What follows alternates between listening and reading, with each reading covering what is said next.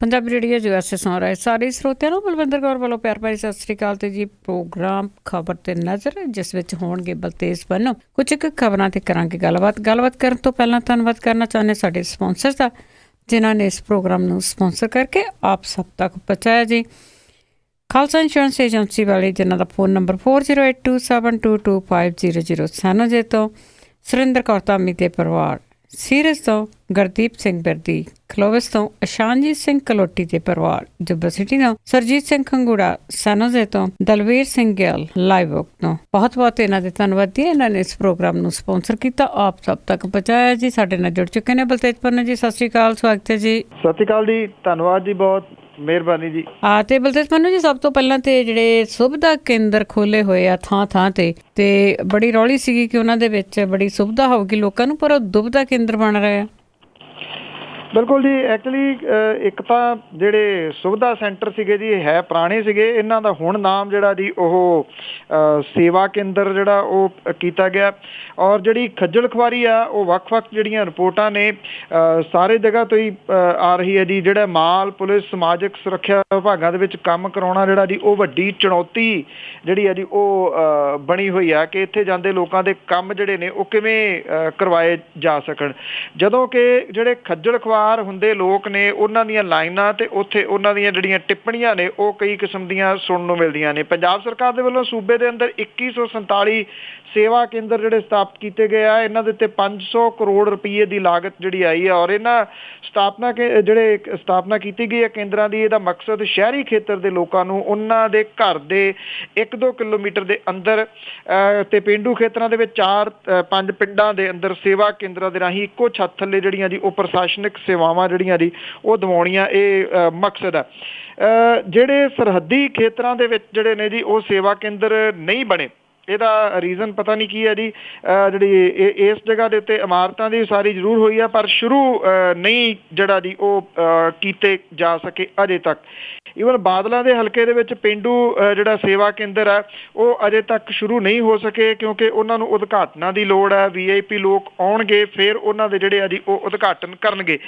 ਜਿਹੜੇ ਸੁਵਿਧਾ ਕੇਂਦਰ ਨੇ ਜੀ ਉਹ ਚਿੱਟਾ ਹਾਥੀ ਜਿਹੜਾ ਜੀ ਉਹ ਸਾਬਤ ਹੋ ਰਹੇ ਨੇ। ਪੰਜਾਬ ਸਰਕਾਰ ਨੇ ਸੁਵਿਧਾ ਕੇਂਦਰਾਂ ਦੀ ਸਥਾਪਨਾ ਤੋਂ ਲੋਕਾਂ ਤੋਂ ਸਰਕਾਰੀ ਕੰਮ ਸੌਖਿਆਂ ਕਰਵਾਉਣ ਦੇ ਵਾਸਤੇ ਕੀਤੀ ਸੀ, ਪਰ ਉਲਟ ਹੋ ਰਿਹਾ ਜੀ। ਇਹ ਅਸਲ ਦੇ ਵਿੱਚ ਦੁਬਿਧਾ ਕੇਂਦਰ ਜਿਹੜੇ ਆ ਜੀ ਉਹ ਬਣ ਰਹੇ ਨੇ। ਲੰਬੀਆਂ ਲਾਈਨਾਂ ਜਿਹੜੀਆਂ ਜੀ ਉਹ ਲੱਗਦੀਆਂ ਨੇ ਟੋਕਨ ਲੈਣ ਦੇ ਵਾਸਤੇ। ਇਹ ਟੋਕਨ ਜਿਹੜੇ ਆ ਜੀ ਸਵੇਰੇ 9 ਵਜੇ ਮਿਲਦੇ ਆ, ਪਰ ਲੋਕ ਜਿਹੜੇ ਉਹ 8 ਵਜੇ ਤੋਂ ਲਾਈਨਾਂ ਦੇ ਵਿੱਚ ਲੱਗ ਜਾਂਦੇ ਨੇ। ਕੁਝ ਸਿਫਾਰਸ਼ੀ ਲੋਕ ਜਿਹੜੇ ਨੇ ਉਹ ਅੰਦਰੋਂ ਟੋਕਨ ਜਿਹੜੇ ਉਹ ਕਢਵਾ ਲੈਂਦੇ ਨੇ। ਲੋਕ ਇਹ ਕਹਿੰਦੇ ਨੇ ਕਿ ਜਿਹੜੇ ਏਜੰਟ ਪਹਿਲਾਂ ਉਹਨਾਂ ਦਾ ਕੰਮ ਕਰਵਾ ਦਿੰਦੇ ਸੀਗੇ, ਉਹਨਾਂ ਨੂੰ ਏਜੰਟ ਦੀ ਫੀਸ ਦੇਣੀ ਔਖੀ ਨਹੀਂ ਸੀ ਲੱਗਦੀ। ਪਰ ਇੱਥੇ ਕਿਸੇ ਨੂੰ ਸਮਝ ਨਹੀਂ ਆ ਰਹੀ ਜੀ ਕਿ ਐਪਲੀਕੇਸ਼ਨ ਕਿਵੇਂ ਭਰਨੀ ਆ। ਉਹਨਾਂ ਨੇ ਕਦੀ ਕਹਿੰਦੇ ਨੇ ਕਿਸੇ ਕਾਊਂਟਰ ਤੇ ਜਾਓ, ਕਦੀ ਕਿਸੇ ਕਾਊਂਟਰ ਦੇ ਉੱਤੇ ਜਾਓ। ਸੋ ਲੋਕ ਜਿਹੜੇ ਨੇ ਉਹਨਾਂ ਦੇ ਵਾਸਤੇ ਸੁਵਿਧਾ ਲਫ਼ਜ਼ ਜਿਹੜਾ ਜੀ ਉਹ ਦੁਬਿਧਾ ਬਣਦਾ ਜਾ ਰਿਹਾ। ਜੀ ਬਿਲਕੁਲ। ਜਿਸ ਤਰ੍ਹਾਂ ਪਿਕਚਰਾਂ ਵੀ ਦਿਸ ਰਹੀਆਂ ਅਖਬਾਰਾਂ ਦੇ ਵਿੱਚ, ਬੜੀਆਂ ਵੱਡੀਆਂ ਲਾਈਨਾਂ। ਤੇ ਅੱਗੇ ਆਪਾਂ ਗੱਲ ਕਰਦੇ ਹਾਂ ਆਮ ਆਦਮੀ ਪਾਰਟੀ ਦੀ, ਤੇ ਉਹਨਾਂ ਦੀ ਅਗਲੀ ਉਮੀਦਵਾਰਾਂ ਦੀ ਸੂਚੀ ਵੀ ਤਿਆਰ ਜੀ। ਬਿਲਕੁਲ, ਇਹ ਕਿਹਾ ਜਾ ਰਿਹਾ ਆਮ ਆਦਮੀ ਪਾਰਟੀ ਦੇ ਵੱਲੋਂ ਕਿ ਉਹਨਾਂ ਦੀ ਜਿਹੜੀ ਤੀਜੀ ਸੂਚੀ ਆ ਉਹ ਆਉਂਦੇ ਦਿਨਾਂ ਦੇ ਵਿੱਚ ਜਾਰੀ ਜਿਹੜੀ ਆ ਜੀ ਉਹ ਹੋ ਸਕਦੀ ਆ। ਇਹ ਸੂਚੀ 50 ਦੇ ਕਰੀਬ ਜਿਹੜੇ ਉਮੀਦਵਾਰ ਨੇ ਉਹਨਾਂ ਦੀ ਹੋ ਸਕਦੀ ਹੈ। ਇਹ ਕਿਹਾ ਜਾ ਰਿਹਾ ਜੀ ਕਿ ਆਮ ਆਦਮੀ ਪਾਰਟੀ ਦੀ ਜਿਹੜੀ ਲੀਡਰਸ਼ਿਪ ਹੈ ਜੀ ਉਹ ਕੋਸ਼ਿਸ਼ ਕਰ ਰਹੀ ਹੈ ਕਿ ਸੁੱਚਾ ਸਿੰਘ ਛੋਟੇਪੁਰ ਹੋਰਾਂ ਵਾਲਾ ਜਿਹੜਾ ਵਾਦ ਜਿਵੇਂ ਹੁਣ ਉਹ ਠੰਡਾ ਪੈ ਗਿਆ, ਉਸ ਖੱਬੇ ਨੂੰ ਜਿਹੜਾ ਜੀ ਉਹ ਪੂਰਾ ਕਰਨ ਦੇ ਵਾਸਤੇ ਤੁਰੰਤ ਜਿਹੜੀ ਆ ਉਹ ਸੂਚੀ ਜਾਰੀ ਕਰਨਾ ਚਾਹੁੰਦੀ ਹੈ। ਇਹ ਉਮੀਦਵਾਰਾਂ ਦੀ ਜਿਹੜੀ ਲਿਸਟ ਹੈ ਇਹ ਸਤੰਬਰ ਦੇ ਅਖੀਰ ਦੇ ਦਿਨਾਂ ਦੇ ਵਿੱਚ ਜਾਂ ਅਕਤੂਬਰ ਦੇ ਪਹਿਲੇ ਹਫ਼ਤੇ ਇਹਦਾ ਐਲਾਨ ਜਿਹੜਾ ਜੀ ਉਹ ਕੀਤਾ ਜਾ ਸਕਦਾ ਹੈ। 25 ਤਰੀਕ ਨੂੰ ਇੱਥੇ ਜਿਹੜੇ ਅਰਵਿੰਦ ਕੇਜਰੀਵਾਲ ਹੋਰੀ ਆ ਰਹੇ ਨੇ, ਇੱਕ ਵਾਰੀ ਫਿਰ 10 ਦਿਨਾਂ ਦੀ ਫੇਰੀ ਦੇ ਉੱਤੇ ਪੰਜਾਬ ਦੇ ਵਿੱਚ। ਔਰ ਇਹਦੇ ਦੌਰਾਨ ਜਿਹੜਾ ਜੀ ਉਹ ਕਈ ਜਿਹੜੇ ਭਾਈਚਾਰੇ ਨੇ ਉਹਨਾਂ ਦੇ ਨਾਲ ਮੀਟਿੰਗਾਂ ਜਿਹੜੀਆਂ ਜੀ ਉਹ ਕਰਨਗੇ। ਹਾਲਾਂਕਿ ਕੋਈ ਵੱਡੀ ਰੈਲੀ ਉਹਨਾਂ ਦੀ ਜਿਹੜੀ ਆ ਜੀ ਉਹ ਨਹੀਂ ਰੱਖੀ ਜਾ ਰਹੀ। ਛੋਟੀਆਂ ਮੀਟਿੰਗਾਂ ਨੂੰ ਉਹ ਤਰਜੀਹ ਜਿਹੜੀ ਹੈ ਜੀ ਉਹ ਦੇਣਗੇ। ਜਿਹੜੇ ਇਹ ਵੀ ਕਿਹਾ ਜਾ ਰਿਹਾ ਜੀ ਕਿ ਜਿਹੜੇ ਚੌਥਾ ਫਰੰਟ ਜਿਹੜਾ ਉੱਭਰ ਰਿਹਾ, ਜਿਹੜਾ ਆਵਾਜ਼ੇ ਪੰਜਾਬ, ਉਹਦੇ ਉੱਤੇ ਵੀ ਨਿਗਾਹ ਭੂਮਿਕਾ ਜਿਹੜੀ ਹੈ ਜੀ ਉਹ ਰੱਖ ਰਹੀ ਹੈ ਆਮ ਆਦਮੀ ਪਾਰਟੀ, ਬਾਕੀ ਪਾਰਟੀਆਂ ਵੀ ਰੱਖ ਰਹੀਆਂ ਨੇ ਕਿ ਉਹਦੇ ਵਿੱਚ ਕਿਹੜੇ ਲੋਕ ਜਿਹੜੇ ਨੇ ਉਹ ਸ਼ਾਮਲ ਹੁੰਦੇ ਨੇ, ਉਹਦਾ ਕੀ ਅਸਰ ਜਿਹੜਾ ਜੀ ਉਹ ਪਾਰਟੀ ਦੇ ਉੱਤੇ ਪੈ ਸਕਦਾ ਹੈ। ਇਹ ਵੀ ਪਤਾ ਲੱਗਾ ਜੀ ਕਿ ਆਮ ਆਦਮੀ ਪਾਰਟੀ ਦੇ ਵੱਲੋਂ ਜਿਹੜਾ ਇੱਕ ਮੈਨੀਫੈਸਟੋ ਹੈ ਦਲਿਤ ਭਾਈਚਾਰੇ ਦੇ ਵਾਸਤੇ, ਉਹਦੀ ਤਿਆਰੀ ਜਿਹੜੀ ਹੈ ਜੀ ਉਹ ਆਰੰਭੀ ਹੋਈ ਆ ਔਰ ਅਗਲੇ ਕੁਛ ਦਿਨਾਂ ਤੋਂ ਬਾਅਦ ਇਹਦੇ ਸੰਬੰਧੀ ਜਿਹੜਾ ਦਲਿਤ ਭਾਈਚਾਰੇ ਦੇ ਨਾਲ ਸੰਬੰਧਿਤ ਚੋਣ ਮੈਨੀਫੈਸਟੋ ਆ ਉਹਦੀ ਰਿਲੀਜ਼ ਉਹਨੂੰ ਕੀਤਾ ਜਾਊਗਾ। ਸੰਭਾਵੀ ਰੂਪ ਦੇ ਵਿੱਚ ਇਹਦਾ ਜਿਹੜਾ ਸਮਾਗਮ ਹੈ ਉਹ ਫਗਵਾੜੇ ਦੇ ਵਿੱਚ ਜਿਹੜਾ ਜੀ ਉਹ ਦੱਸੀਦਾ ਕਿ ਫਗਵਾੜੇ ਦੇ ਵਿੱਚ ਇਹਦਾ ਸਮਾਗਮ ਹੋਊਗਾ, ਕਿਉਂਕਿ ਇਹ ਬੈਲਟ ਜਿਹੜੀ ਹੈ ਜੀ ਇਹ ਤਕਰੀਬਨ ਦਲਿਤ ਭਾਈਚਾਰੇ ਦੇ ਵੋਟ ਬੈਂਕ ਵੱਡਾ ਜਿਹੜਾ ਜੀ ਉਹ ਕਿਹਾ ਜਾ ਸਕਦਾ ਇਸ ਖੇਤਰ ਦੇ ਵਿੱਚ, ਇਸ ਕਰਕੇ ਫਗਵਾੜੇ ਦੇ ਵਿੱਚ ਇਹ ਸਮਾਗਮ ਹੋ ਸਕਦਾ ਜੀ। ਜੀ ਬਿਲਕੁਲ, ਜਿਸ ਤਰ੍ਹਾਂ ਪਹਿਲਾਂ ਬਹੁਤ ਕੁਝ ਹੁੰਦਾ ਰਿਹਾ, ਬਿਲਕੁਲ ਉਹ ਬੈਲਟ ਇਹੀ ਹੈਗੀ ਆ। ਤੇ ਅੱਗੇ ਆਪਾਂ ਭਾਜਪਾ ਦੀ ਗੱਲ ਕਰਦੇ ਹਾਂ। ਉਹਨਾਂ ਨੇ ਆਉਂਦੀਆਂ ਚੋਣਾਂ ਦੇ ਵਿੱਚ ਪੰਜਾਬ ਵੱਲ ਮੁਹਾਰਾਂ ਘੱਤਣੀਆਂ ਸ਼ੁਰੂ ਕਰ ਦਿੱਤੀਆਂ ਨੇ, ਜਿਸ ਦੇ ਵਿੱਚ ਜੇਤਲੀ ਵੀ ਆਉਣਗੇ ਜੀ। ਅਰੁਣ ਜੇਤਲੀ ਹੋਰੀ ਆਏ ਹੋਏ ਨੇ ਜੀ, ਇੱਥੇ ਆਏ ਸਨ ਇੱਕ ਦਿਨ ਦੇ ਵਾਸਤੇ ਔਰ ਜਿਹੜੀਆਂ ਉਹਨਾਂ ਨੇ ਇਹ ਗੱਲ ਕਹੀ ਹੈ ਕਿ ਅਕਾਲੀ ਭਾਜਪਾ ਗੱਠਜੋੜ ਨੇ ਜਿਹੜਾ ਸੀਗਾ ਜੀ ਦੋਹਰੀ ਵਾਰੀ ਰਿਪੀਟ ਨਾ ਹੋਣ ਦਾ ਰਿਕਾਰਡ ਤੋੜਿਆ। ਦੋਹਰੀ ਵਾਰੀ ਰਿਪੀਟ ਜਿਹੜੀ ਸੀ ਉਹ ਸਰਕਾਰ ਹੋਈ ਤੇ ਉਹਨਾਂ ਨੇ ਅਰੁਣ ਜੇਤਲੀ ਹੋਰਾਂ ਨੇ ਕਿਹਾ ਕਿ ਤੀਸਰੀ ਵਾਰੀ ਸਰਕਾਰ ਜਿਹੜੀ ਹੈ ਜੀ ਉਹ ਪੰਜਾਬ ਦੇ ਵਿੱਚ ਬਣਨ ਜਾ ਰਹੀ ਹੈ। ਉਹਨਾਂ ਨੇ ਇਹ ਕਿਹਾ ਕਿ ਜਿਹੜੇ 23 ਸੀਟਾਂ ਜਿਨ੍ਹਾਂ ਦੇ ਉੱਤੇ ਭਾਜਪਾ ਨੇ ਲੜਨਾ, ਇਹਨਾਂ ਦੇ ਵਿੱਚ ਕੁਛ ਜਿਹੜੀ ਅਦਲਾ ਬਦਲੀ ਹੋ ਸਕਦੀ ਹੈ ਸੀਟਾਂ ਦੀ, ਭਾਵ ਕਿ ਦੇਲ ਹੈ ਜਿਹੜੀ ਉਹ ਕੀਤੀ ਜਾ ਸਕਦੀ ਹੈ। ਕੁਛ ਸੀਟਾਂ ਜਿਹੜੀਆਂ ਭਾਰਤੀ ਜਨਤਾ ਪਾਰਟੀ ਛੱਡੂਗੀ, ਕੁਛ ਨਵੀਆਂ ਦੇ ਉੱਤੇ ਜਿਹੜਾ ਜੀ ਉਹਨਾਂ ਦੇ ਵੱਲੋਂ ਦਾਅਵਾ ਕੀਤਾ ਜਾ ਰਿਹਾ ਜੀ।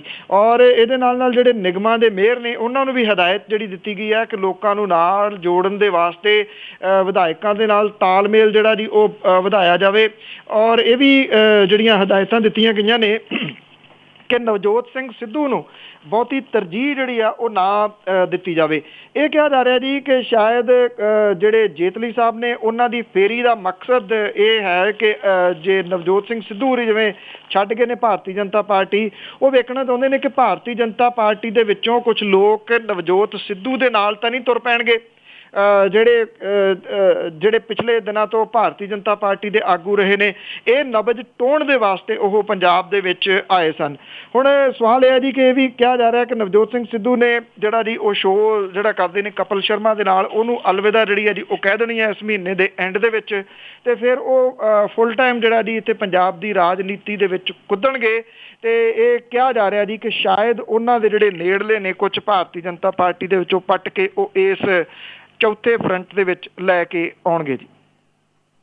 ਬਿਲਕੁਲ ਜੀ, ਜਿਸ ਤਰ੍ਹਾਂ ਅਸੀਂ ਜੇਤਲੀ ਦੀ ਗੱਲ ਕੀਤੀ ਆ, ਭਵਿੱਖਬਾਣੀ ਤਾਂ ਉਹਨੇ ਜਦੋਂ ਆਪ ਇਲੈਕਸ਼ਨ ਲੜੀ ਉਦੋਂ ਵੀ ਬਹੁਤ ਕੀਤੀ ਸੀਗੀ ਕਿ ਸ਼ਾਇਦ ਉਹਨਾਂ ਦੀ ਗੱਲ ਬਣ ਜਾਏ। ਤੇ ਅੱਗੇ ਆਪਾਂ ਗੱਲ ਕਰਦੇ ਹਾਂ ਜੀ ਹਮਲੇ ਦੀ। ਜਿਹੜਾ ਉੜੀ ਦਾ ਜਿਹੜਾ ਹਮਲਾ ਆ ਉਸ ਨੂੰ ਕਹਿੰਦੇ ਕਿ ਟਾਲਿਆ ਜਾ ਸਕਦਾ ਸੀਗਾ, ਪਰ ਇਹ ਬਹੁਤਾ ਜਿਹੜਾ ਜਾਣ ਬੁੱਝ ਕੇ ਕੁਛ ਕੀਤਾ ਗਿਆ ਜੀ। ਉੜੀ ਦੇ ਵਿੱਚ ਜਿਹੜਾ ਫੌਜੀ ਕੈਂਪ ਦੇ ਉੱਤੇ ਅੱਤਵਾਦੀ ਹਮਲਾ ਹੋਇਆ, ਇਹ ਰਿਪੋਰਟਾਂ ਆ ਰਹੀਆਂ ਨੇ ਜੀ ਕਿ ਟਾਲਿਆ ਜਾ ਸਕਦਾ ਸੀਗਾ। ਇਸ ਫੌਜੀ ਸਟੇਸ਼ਨ ਦੇ ਵਿੱਚ 2 ਇਮਾਰਤਾਂ ਖਾਲੀ ਪਈਆਂ ਸੀਗੀਆਂ। ਬਿਹਾਰ ਰੈਜੀਮੈਂਟ ਦੀ ਐਡਵਾਂਸ ਪਾਰਟੀ ਖੁੱਲ੍ਹੇ ਵਿੱਚ ਟੈਂਟਾਂ ਦੇ ਵਿੱਚ ਜਿਹੜੀ ਉਹ ਰੁਕੀ ਹੋਈ ਸੀ, ਜਿਹੜੀ ਕਿ ਹਮਲਾਵਰਾਂ ਦਾ ਸੌਖਾ ਸ਼ਿਕਾਰ ਬਣ ਗਈ। ਇਹ ਤੰਬੂ ਵੀ ਪਾਕਿਸਤਾਨ ਦੇ ਨਾਲ ਲੱਗਦੀ 749 ਕਿਲੋਮੀਟਰ ਲੰਬੀ ਕੰਟਰੋਲ ਰੇਖਾ ਤੋਂ ਸਿਰਫ 6 ਕਿਲੋਮੀਟਰ ਦੂਰ ਜਿਹੜਾ ਜੀ ਉਹ ਲਾਇਆ ਗਿਆ ਸੀਗਾ।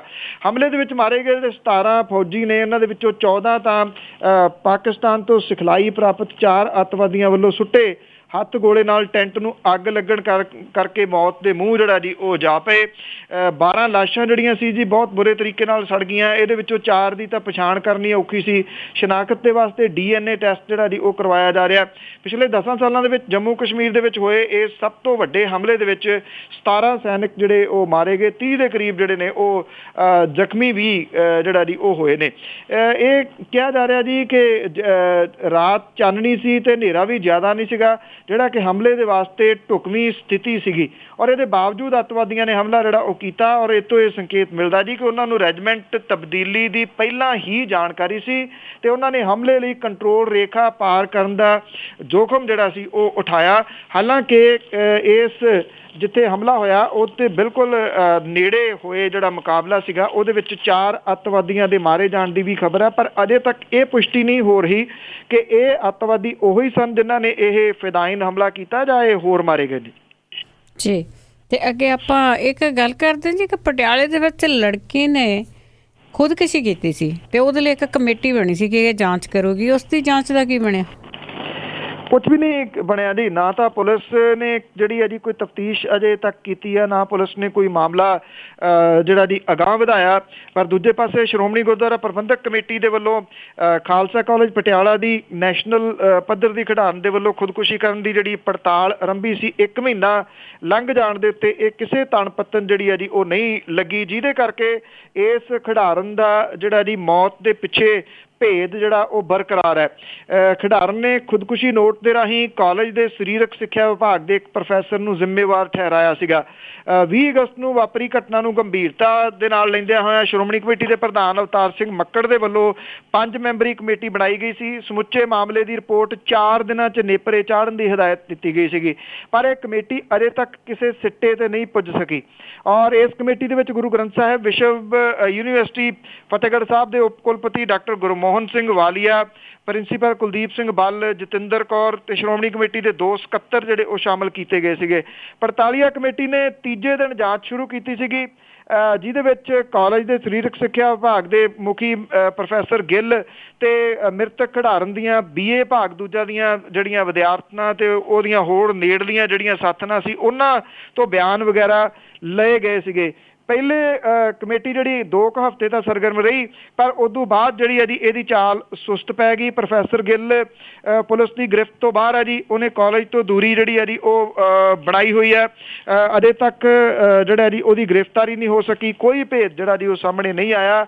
ਕਮੇਟੀ ਦੇ ਮੈਂਬਰ ਜਿਹੜੇ ਆ ਜੀ ਉਹ ਕਹਿੰਦੇ ਆ ਜਾਂਚ ਮੁਕੰਮਲ ਆ, ਰਿਪੋਰਟ ਪੇਸ਼ ਕਰਨੀ ਜਿਹੜੀ ਹੈ ਜੀ ਉਹ ਬਾਕੀ ਹੈ। ਇਹ ਟਾਲ ਮਟੋਲ ਕਮੇਟੀ ਹੀ ਕਹਿ ਦਿਓ, ਜਿਹਨੂੰ ਜਿਹੜੀ ਇਹ ਸੋਚਦੀ ਆ ਕਿ ਜਿੰਨਾ ਲੰਮਾ ਟਾਈਮ ਇਹਦੇ ਵਿੱਚ ਪੈ ਜਾਊਗਾ ਉਨੀ ਦੇਰ ਬਾਅਦ ਲੋਕ ਜਿਹੜਾ ਜੀ ਉਹ ਭੁੱਲ ਭੁਲਾ ਜਾਣਗੇ ਤੇ ਮੁੜ ਕੇ ਕਿਹਨੇ ਜਾਂਚ ਨੂੰ ਪੁੱਛਣਾ ਜੀ ਕੀ ਹੋਇਆ ਕਿਵੇਂ ਹੋਇਆ ਜੀ। ਬਿਲਕੁਲ ਜੀ, ਬਾਕੀ ਕੇਸਾਂ ਦੇ ਵਿੱਚ ਪਤਾ ਨਹੀਂ ਕਿੰਨੀਆਂ ਕੁ ਕਮੇਟੀਆਂ ਬਣੀਆਂ। ਤੇ ਅੱਗੇ ਆਪਾਂ ਗੱਲ ਕਰੀਏ ਜੀ ਜਿਹੜੀ ਯਾਤਰਾ ਕਰਵਾਈ ਜਾਂਦੀ ਆ, ਕਦੀ ਬਜ਼ੁਰਗਾਂ ਨੂੰ, ਕਦੀ ਨੌਜਵਾਨਾਂ ਨੂੰ, ਕਦੀ ਡਾਕਟਰਾਂ ਨੂੰ, ਤੇ ਉਸ ਦੇ ਵਿੱਚ ਕਹਿੰਦੇ ਇੱਕ ਨਵੀਂ ਗੱਲ ਸਾਹਮਣੇ ਆਈ ਹੈ ਕਿ ਉਹਨਾਂ ਨੂੰ ਸਹੁੰ ਖਵਾਈ ਜਾਂਦੀ ਆ ਕਿ ਤੁਸੀਂ ਵੋਟਾਂ ਬਾਦਲ ਨੂੰ ਹੀ ਪਾਉਣੀਆਂ।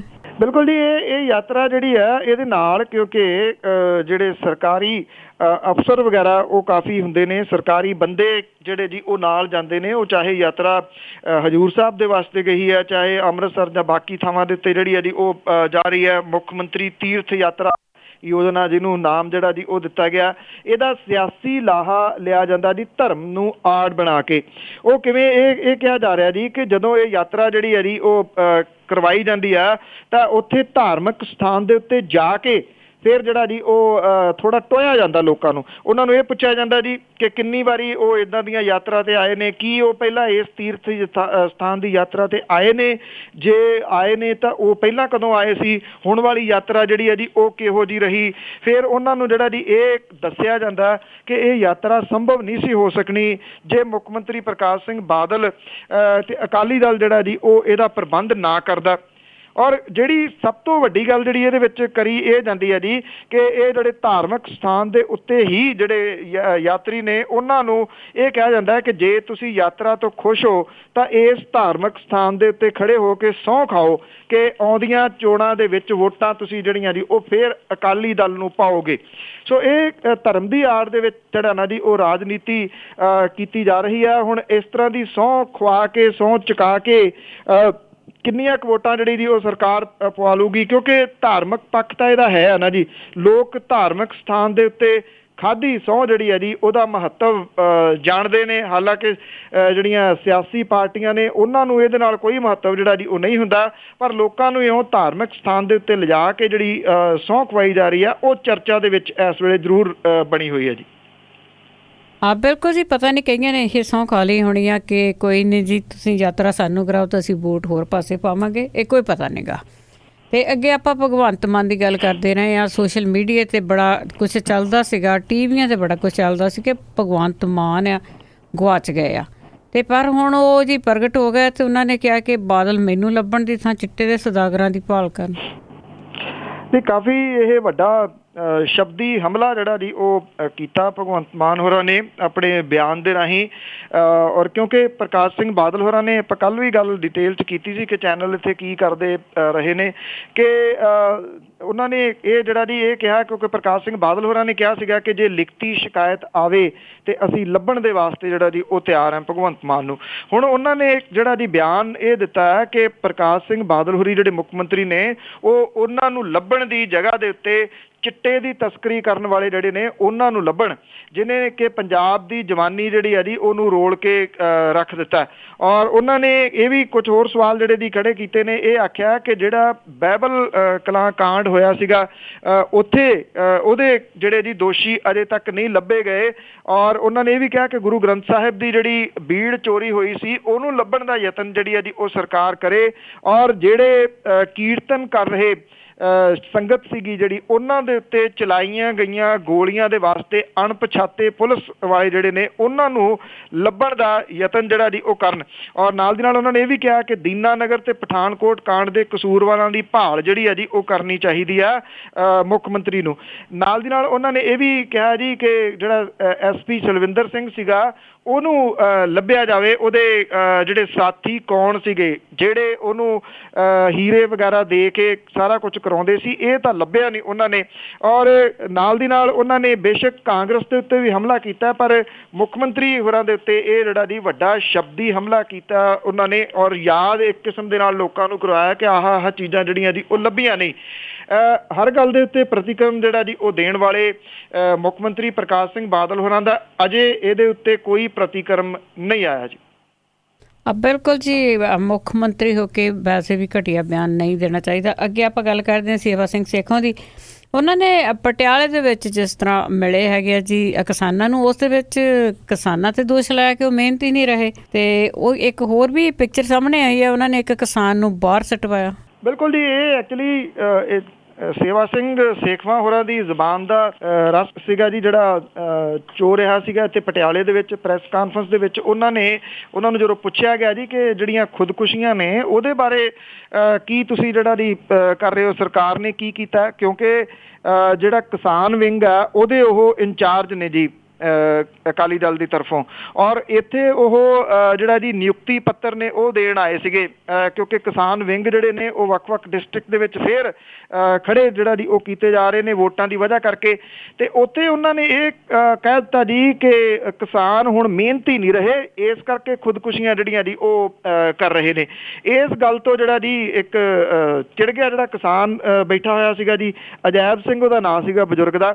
ਔਰ ਉਹਨੇ ਇਹ ਗੱਲ ਆਖੀ ਜੀ ਕਿ ਜੇ ਤੁਸੀਂ ਵੋਟਾਂ ਲੈਣ ਆਇਓ ਫਿਰ ਤੁਹਾਨੂੰ ਦੱਸਾਂਗੇ ਕਿ ਅਸੀਂ ਮਿਹਨਤੀ ਰਹੇ ਹਾਂ ਜਾਂ ਨਹੀਂ, ਕਿਉਂਕਿ ਇੱਦਾਂ ਦਾ ਬੇਹੂਦਾ ਬਿਆਨ ਜਿਹੜਾ ਜੀ ਉਹ ਦੇਣਾ ਇੱਕ ਆਗੂ ਦੇ ਵੱਲੋਂ ਮੇਰਾ ਖਿਆਲ ਇਹ ਜ਼ਖਮਾਂ ਦੇ ਉੱਤੇ ਲੂਣ ਪਾਉਣ ਵਾਲੀ ਗੱਲ ਹੈ ਜੀ। ਸ਼ਾਇਦ ਉਹਨਾਂ ਨੂੰ ਚੁੱਲ੍ਹੇ ਨਹੀਂ ਦਿਸਦੇ ਕਿਸਾਨਾਂ ਦੇ, ਗਰੀਬ ਕਿਸਾਨਾਂ ਦੇ ਜਿਹੜੇ 1.5 2-2 ਏਕੜ ਦੇ ਮਾਲਕ ਨੇ, ਉਹਨਾਂ ਦੇ ਸਿਰ ਕਰਜ਼ੇ ਜਿਹੜੇ ਜੀ ਉਹ ਚੜ੍ਹ ਗਏ ਨੇ। ਜਦੋਂ 50-50 ਰੁਪਈਏ ਦੇ ਉਹਨਾਂ ਨੂੰ ਚੈੱਕ ਦਿੱਤੇ ਗਏ ਨੇ, ਨਰਮੇ ਦੀ ਫਸਲ ਤਬਾਹ ਹੋ ਗਈ, ਸੁੰਡੀ ਸਾਰੀ ਜਿਹੜਾ ਜੀ ਉਹ ਚਟਮ ਕਰ ਗਈ। ਔਰ ਨਕਲੀ ਕੀਟਨਾਸ਼ਕ ਦਵਾਈਆਂ ਦੇ ਭੰਨੇ ਹੋਏ ਜਿਹੜੇ ਕਿਸਾਨ ਨੇ ਉਹਨਾਂ ਨੂੰ ਇਹ ਦੱਸਿਆ ਜਾ ਰਿਹਾ ਕਿ ਉਹ ਮਿਹਨਤੀ ਨਹੀਂ ਰਹੇ। ਇਹ ਮੇਰਾ ਖਿਆਲ ਸ਼ਾਇਦ ਉਹ ਇੱਕ ਪੰਜਾਬੀ ਚਾਹੁੰਦਾ ਜੀ ਕਿ ਨਾ ਬਾਂਹ ਮਾਰਦਾ ਨਾ ਲੱਤ ਮਾਰਦਾ, ਜਦੋਂ ਰੱਬ ਮਾਰਦਾ ਮੱਤ ਮਾਰਦਾ। ਮੱਤ ਵੱਜਣ ਵਾਲੀ ਜਿਹੜੀ ਗੱਲ ਹੈ ਨਾ ਜੀ ਉਹੀ ਹੋ ਰਹੀ ਹੈ। ਔਰ ਅਜੈਬ ਸਿੰਘ ਜਿਹੜਾ ਬਜ਼ੁਰਗ ਸੀਗਾ ਜੀ, ਬਹੁਤ ਆਮ ਜਿਹਾ ਬਜ਼ੁਰਗ, ਇੱਕ ਗਰੀਬ ਕਿਸਾਨ ਜਿਹੜਾ ਉਹ ਜਾਪਦਾ ਹੈ। ਜਿਹੜੀ ਵੀਡੀਓ ਵੀ ਇਸ ਵੇਲੇ ਚੱਲ ਰਹੀ ਹੈ ਉਹ ਮੁੜ ਕੇ ਗਾਇਬ ਹੋ ਗਿਆ ਜੀ। ਮੀਡੀਆ ਵਾਲੇ ਜਿਹੜੇ ਸੀਗੇ ਉਹਨੂੰ ਬਾਹਰ ਲੱਭਦੇ ਰਹੇ ਪਰ ਉਸ ਕਿਸਾਨ ਦਾ ਪਤਾ ਨਹੀਂ ਲੱਗਿਆ ਜੀ ਕਿ ਉਹ ਕਿਸ ਪਾਸੇ ਵੱਲ ਨੂੰ ਚਲੇ ਗਿਆ। ਪਰ ਉਹ ਆਪਣੀ ਗੱਲ ਕਹਿ ਕੇ ਅਸਲ ਜਿਹੜੀ ਸਥਿਤੀ, ਮਾਨਸਿਕ ਸਥਿਤੀ ਕੀ ਹੈ ਇਹਨਾਂ ਨੇਤਾਵਾਂ ਦੀ ਕਿਸਾਨਾਂ ਪ੍ਰਤੀ, ਉਹਨੂੰ ਨੰਗਿਆ ਜ਼ਰੂਰ ਕਰ ਗਿਆ ਜੀ। ਜੀ ਜੀ ਜੀ ਬਿਲਕੁਲ। ਤੇ ਅਖੀਰ ਵਿੱਚ ਅਜਨਾਵਾ ਕਿ ਹੋ ਗਈ ਫੇਰ ਜ਼ਿਆਦਤੀ, ਪਾਕ ਤਰਫੋਂ ਵੱਡਾ ਵਰਤਿਆ ਫੇਰ ਤੋਂ ਕਹਿਰ ਬੇਲੀ। ਹੋ ਗਈ ਫੇਰ ਜ਼ਿਆਦਤੀ, ਪਾਕ ਤਰਫੋਂ ਵੱਡਾ ਵਰਤਿਆ ਫੇਰ ਤੋਂ ਕਹਿਰ ਬੇਲੀ। ਚਿੜੀ ਚੂਕਣੋਂ ਪਹਿਲਾਂ ਦਾ ਸ਼ੁਰੂ ਹੋਇਆ ਭੇੜ ਸੀ 3 ਕੁ ਪਹਿਰ ਬੇਲੀ। ਸਾਰੇ ਮੁਲਕ ਦੇ ਰਹੇ ਫਿਰ ਸਾਹ ਸੂਤੇ, ਸਮਾਂ ਜਾਪਦਾ ਗਿਆ ਹੈ ਠਹਿਰ ਬੇਲੀ। ਕਾਤਲ ਭੇਜਦਾ ਪਾਕ ਤਿਆਰ ਕਰਕੇ, ਪਿੱਛੋਂ ਆਖਦਾ ਲੋਕਾਂ ਦੀ ਲਹਿਰ ਬੇਲੀ। ਇੱਧਰ ਮੋਦੀ ਨਰਿੰਦਰ ਵੀ ਖੂਬ ਲੀਡਰ, ਸਾਨੂੰ ਇੱਕੋ ਦੀ ਟੇਪ ਸੁਣਾਈ ਜਾਂਦਾ। ਇੱਧਰ ਮੋਦੀ ਨਰਿੰਦਰ ਵੀ ਖੂਬ ਲੀਡਰ, ਸਾਨੂੰ ਇੱਕੋ ਦੀ ਟੇਪ ਸੁਣਾਈ ਜਾਂਦਾ। ਜਿੰਦਾ ਇੱਕ ਵੀ ਕਾਤਲ ਨੂੰ ਛੱਡਣਾ ਨਾ, ਇੰਨੀ ਨਾਲ ਪਿਆ ਡੰਗ ਟਪਾਈ ਜਾਂਦਾ। ਜੀ ਥੈਂਕ ਯੂ ਜੀ, ਧੰਨਵਾਦ। ਮਿਹਰਬਾਨੀ ਜੀ, ਧੰਨਵਾਦ ਜੀ, ਸਤਿ ਸ਼੍ਰੀ ਅਕਾਲ ਜੀ। ਸਤਿ ਸ਼੍ਰੀ ਅਕਾਲ ਜੀ। ਸਰੋਤੇ ਸਨ ਬਲਤੇਜ ਪੰਨੂ ਜੋ ਜੁੜਦੇ ਨੇ ਖਬਰਾਂ ਦੇ ਟਾਈਮ ਤੇ। ਅਗਲੇ ਬੁਲਟਨ ਤੱਕ ਬਲਵਿੰਦਰ ਕੌਰ ਵੱਲੋਂ ਵੀ ਆਪ ਸਭ ਨੂੰ ਹੀ ਪਿਆਰ ਭਰੀ ਸਤਿ ਸ਼੍ਰੀ ਅਕਾਲ।